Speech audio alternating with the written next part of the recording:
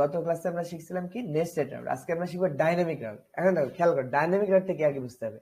ধরো আমি একটা প্রোডাক্ট দেখতে যাচ্ছি, তাহলে লিমন স্ল্যাশ প্রোডাক্ট ধরো, তাহলে আমি এখানে একটা প্রোডাক্ট নামে একটা ফোল্ডার তৈরি করলাম, এই যে অ্যাপের মধ্যে, তাহলে আমি প্রোডাক্ট নামে একটা ফোল্ডার তৈরি করবো, তাহলে এই প্রোডাক্টস রাউটটা তৈরি হবে।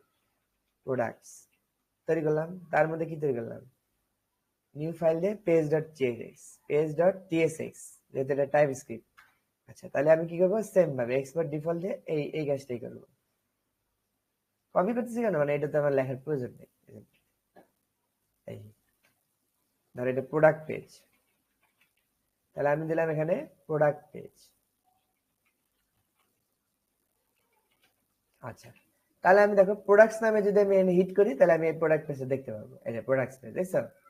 এটা তো আমরা জানি। কিন্তু দেখো প্রোডাক্টের ধরো 1 নাম্বার প্রোডাক্ট, তখন আমরা কি করি সাধারণত, এই ধরনের ইউআরএল করে দেখো product/1, তাহলে এইভাবে করলে আমার প্রোডাক্ট 1টা আসবে। এখন যদি নাই, দেখ এটা আমি ধরার জন্য বলতেছি, product/1 দিলে কিন্তু প্রোডাক্ট 1 আসবে। আবার দেখো product/2 দিলে কিন্তু প্রোডাক্ট 2টা আসবে। এটাই তোমরা করি, তাই নরমালি তো ইউআরএল এভাবে কাজ করে।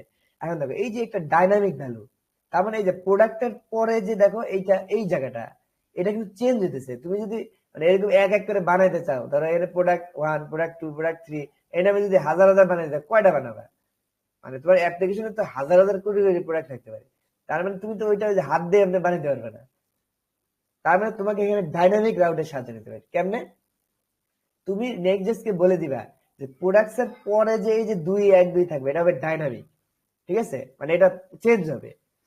এইটা যখন নেক্সট কে বলে দিবা, তখন নেক্সট কি করবে, তোমার এইটাকে তোমার ধরার একটা ব্যবস্থা করে দিবে যে তুমি কত এখানে দিছো, এন্ট্রি করছো, মানে ইউজার কত এখানে এন্ট্রি করছে, তারপর সেই অনুযায়ী তুমি ইউআইটা দেখাতে পারবা। তাহলে তোমার জন্য সুবিধা হয়ে গেল, মানে এখানে বারবার তাহলে এরকম তৈরি করতে হবে না, 1, 2, 3 তৈরি করতে হবে না। আচ্ছা, তাহলে এইটা ডাইনামিক রাউট তৈরি করতে হলে আমরা কি করবো, দেখো খেয়াল করে দেখো, এখানে প্রোডাক্টস এর পরে স্ল্যাশ দিয়ে তারপরে ডাইনামিক রাউট, তার মানে যা হবে কিন্তু এইটার ভিতরে, তার মানে এইটার ভিতরে আমাকে আরেকটা কাজ করতে হবে, আরেকটা ফোল্ডার তৈরি করতে হবে। তবে এইটা যেহেতু ডাইনামিক রাউট, যেহেতু আমি থার্ড ব্র্যাকেট দিয়ে ফোল্ডারটার নাম দিব, এটা হচ্ছে কনভেনশন, ঠিক আছে? এইভাবে দিতে হবে। তাহলে আমি প্রোডাক্ট আইডি দিব, প্রোডাক্ট আইডি দিলাম। এই খেয়াল কর, যেভাবে নাম দিছে ওভাবেই কিন্তু আমাকে পরে মনে রাখতে হবে। কপি করে রাখলাম, এই এই যে, তার মানে এইটা এখন হয়ে গেল ডাইনামিক রাউট। আর ডাইনামিক রাউটের মধ্যে তুমি যদি একটা পেজ তৈরি করো, page.tsx, ধরো এই এটা দিলাম কি প্রোডাক্ট, সিঙ্গেল প্রোডাক্ট, কারণ এটা যেহেতু একটা প্রোডাক্টের ভিতরে, দেখো প্রোডাক্টের ভিতরে মানে এই প্রোডাক্টের ভিতরের পেজটা, এটা কিন্তু ডাইনামিক্যালি ধরছে, এজন্য থার্ড ব্র্যাকেট দিচ্ছি। তার মানে এটা হবে সিঙ্গেল প্রোডাক্ট পেজ। আচ্ছা, তাহলে ধরো এটা আমি লিখে দিলাম সিঙ্গেল প্রোডাক্ট।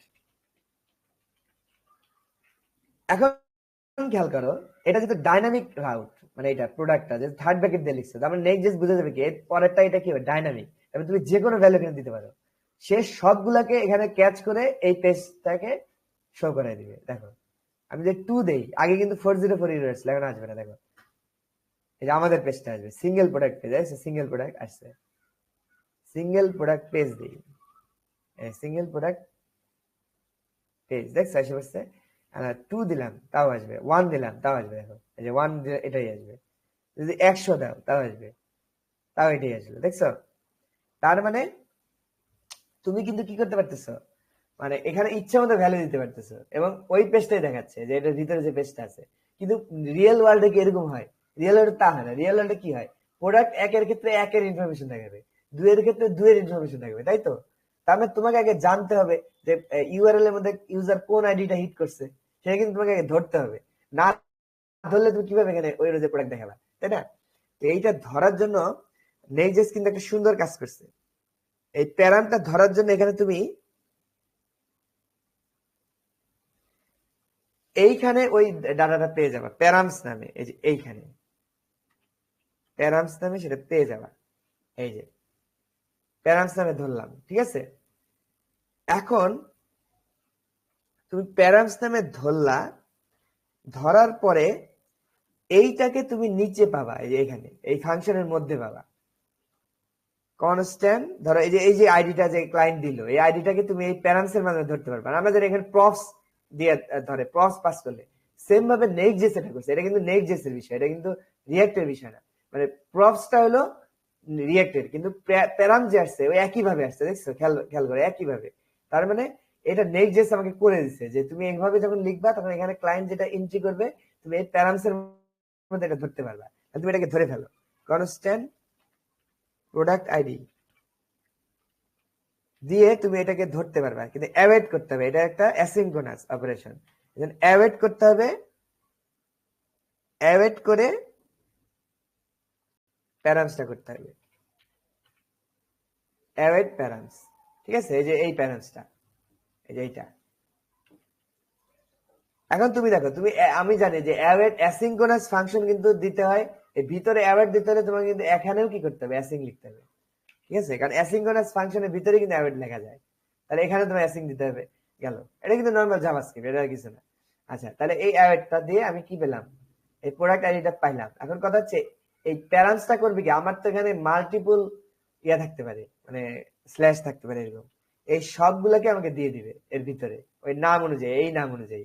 তারপরে এইটাকে আমি এভাবে ধরতে পারবো, এই অ্যাওয়েট প্যারান্টার ভিতরে আমি ওই যে প্রোডাক্ট আইডিটা পাবো, এই যে যেটা আমি এখানে করছিলাম, লিখছিলাম, এই যে আমি সেভ করে রাখছিলাম, দেখছো? এই তাহলে এইটার মধ্যে আমি এই আইডিটা ধরতে পারবো।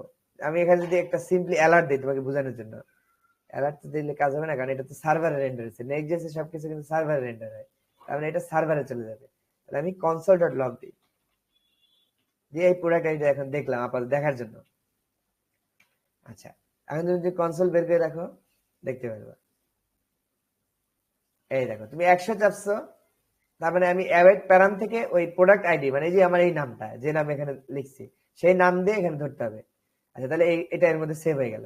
এখন দেখো তুমি 100 দিলে ওই দেখো রিপোর্ট 100 আসছে, তুমি যদি এখানে দাও 23 এন্টার দাও, এই দেখো নেক্সট জাস্ট তোমাকে বলে দিচ্ছে এই যে 23, দেখছো? তারপরে এই ভ্যালুটা কিন্তু তুমি পেয়ে গেলা, বুঝতে পারছো?